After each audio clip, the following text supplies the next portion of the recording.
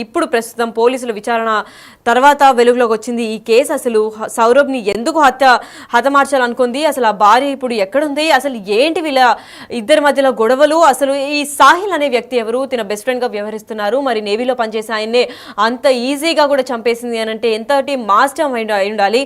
అసలు ఈ ఘటన గురించి పూర్తి అప్డేట్స్ ఇవ్వడానికి మా ప్రతినిధి శివ కూడా లైన్లో ఉన్నారు. దానికి ముందు ఒకసారి పోలీసులు ఈ ఘటన గురించి ఏం మాట్లాడారో ఒకసారి విందాం.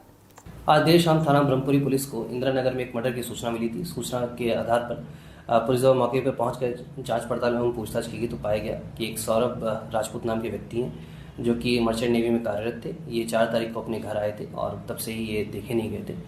शक के आधार पर इनकी पत्नी मुस्कान और मुस्कान का एक प्रेमी है साहिल, उसे पूछताछ के लिए पुलिस ने बुलाया था और पूछताछ के दौरान इन्होंने अपना जुर्म कबूला है। इन्होंने बताया कि 4 तारीख को साहिल ने ये और मुस्कान के साथ मिलकर जो सौरभ है उनके चाकू से मार कर हत्या कर दी थी। हत्या करने के बाद उन्होंने शव के टुकड़े कर एक ड्रम में डालकर उसे सीमेंट से भर दिया था। पुलिस द्वारा जो शव है उसको रिकवर कर लिया गया है। उस शव को पोस्टमार्टम के लिए मोर्चरी भिजवाया गया है और इसमें जो दोनों ही ये हैं साहिल और मुस्कान, इन दोनों को हिरासत में ले लिया गया, गिरफ्तार कर लिया गया है। परिजनों की तहरीर के आधार पर सुसंगत धाराओं में मुकदमा पंजीकृत कर लिया गया है। अब इन दोनों को ही माननीय न्यायालय के सामने पेश कर आवश्यक विधिक कार्रवाई की जा रही है। మరి ఇదే అంశంపై మరిన్ని అప్డేట్స్ ఇవ్వడానికి మా ప్రతినిధి శివ కూడా ఢిల్లీ నుంచి లైన్లో రెడీగా ఉన్నారు. ఎస్ శివ, చెప్పండి, అసలు లవర్ కోసం భర్తను హత్య చేసింది ఈ భార్య, మరి ఇప్పుడు సాహిల్ అనే వ్యక్తి ఎవరు, అసలు ఎందుకు చేయాల్సి వచ్చింది, అండ్ అంత కిరాతకంగా తన స్వబుద్ధితోనే చేసిందా లేదంటే ఇంకెవరైనా ప్రోద్బలం కూడా ఉందా? రైట్ లక్ష్మి, ఉత్తరప్రదేశ్ లో దారుణం చోటు చేస్తుంది. ఈ ఘటన బట్టి రోజు రోజుకు కూడా మానవ సంబంధాలు, మానవత్వం అనేది కూడా మంట కలుస్తుంది అనేది ఉదాహరణగా మనం ఇటువంటి ఘటనకు చెప్పొచ్చు. ప్రియుడి కోసం భర్తను భార్య చంపేసిన ఘటన ఉత్తరప్రదేశ్ లో వెలుగులోకి వచ్చింది. అంటే నేవీలో పనిచేస్తున్న సౌరభ్ ముస్కాన్ ను ప్రేమించి పెళ్లి చేసుకున్నాడు. సౌరభ్ 2016లో వీరి పెళ్లి జరిగింది.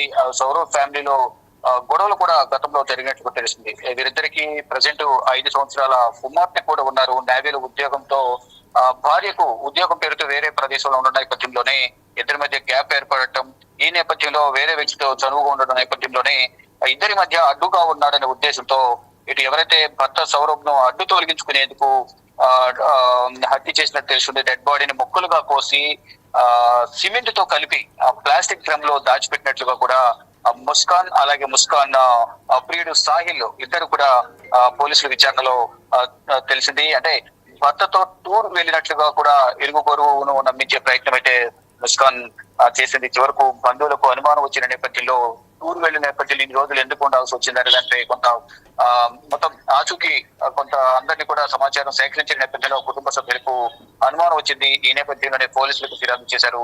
మొత్తం పోలీసులు ఫిర్యాదు చేసిన నేపథ్యంలో తీగ కదిలి అలాగే డొంక కలిన చందన మొత్తం ఏం జరిగింది అనేది కూడా పోలీసులు రాబట్టారు. దానిలో భాగంగా ముస్కాన్ ను అలాగే ఎవరైతే ఉన్నారో ముస్కాన్ ప్రియుడు ఇద్దరిని కూడా సాహిల్ ఇద్దరిని కూడా విచారించిన నేపథ్యంలో జరిగిన ఘటన అంతా కూడా మొత్తం పోలీసులకు వారు తెలియజేశారు. దానిలో భాగంగానే ఇద్దరి కుటుంబాల్లో ఇదేదైతే గతంలో ఏదైతే ముస్కాన్ ను ప్రేమ పెళ్లి చేస్తున్న సౌరభ్ తన భార్యతో ఎక్కువ సమయం గడపాలని ఆయన నిర్ణయించుకోవడం, దానిలో భాగంగానే దూరంగా ఉండటం, ఆ దూరంగా ఉన్న నేపథ్యంలోనే ముస్కాన్ వేరే వ్యక్తితో సన్నిహితంగా ఉండటం, అంటే కుటుంబ సభ్యులకు దూరంగా ఉన్న నేపథ్యంలోనే ఈ అదంతా కూడా చోటు చేసుకుంది. ఈ ఘటన అనేది కూడా తెలుస్తుంది. అంటే ఆ పెద్దవాళ్ళతో ఉంటే ఇటువంటి ఘటన చోటు చేసుకుని ఉండే కాదు అనేది కూడా కుటుంబ సభ్యులు అయితే వాపోతున్నారు.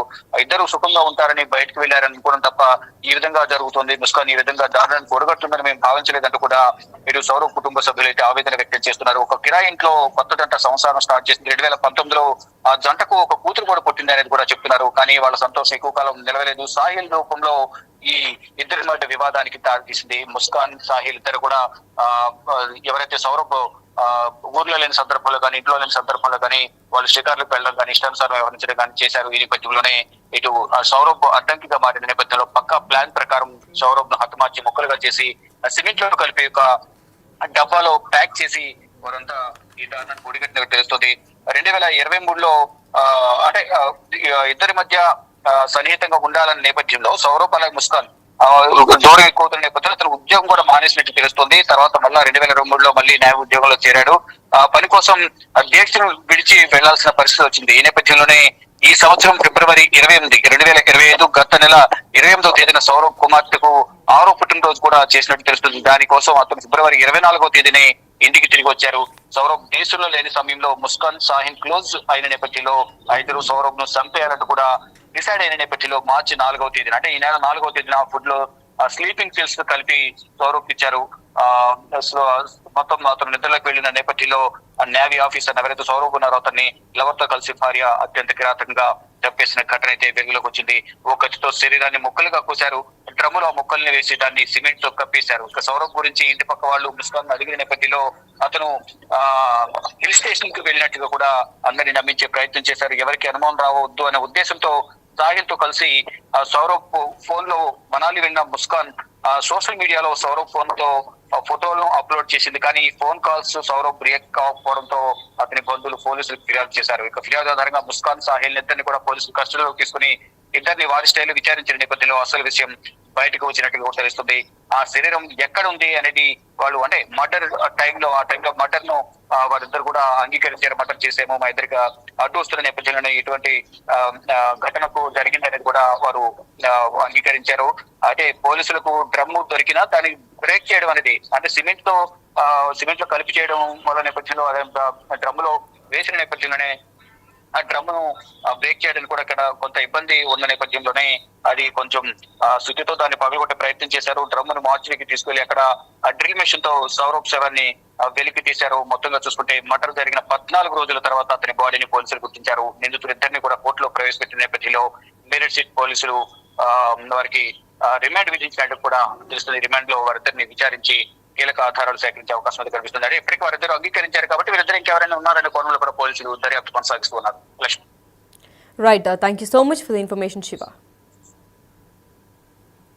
రైట్, అయితే ముస్కాన్ను ప్రేమించి పెళ్లి చేసుకున్నాడు సౌరవ్. తన భార్యతో ఎక్కువ సమయం గడపాలనుకుంటున్న సమయంలోనే దీంతో అతను నేవీ జాబ్ని కూడా వదిలేశాడు. అయితే ఇదే నేపథ్యంలో ఈ నిర్ణయం ఇద్దరి కుటుంబాలు కూడా వివాదం సృష్టించింది.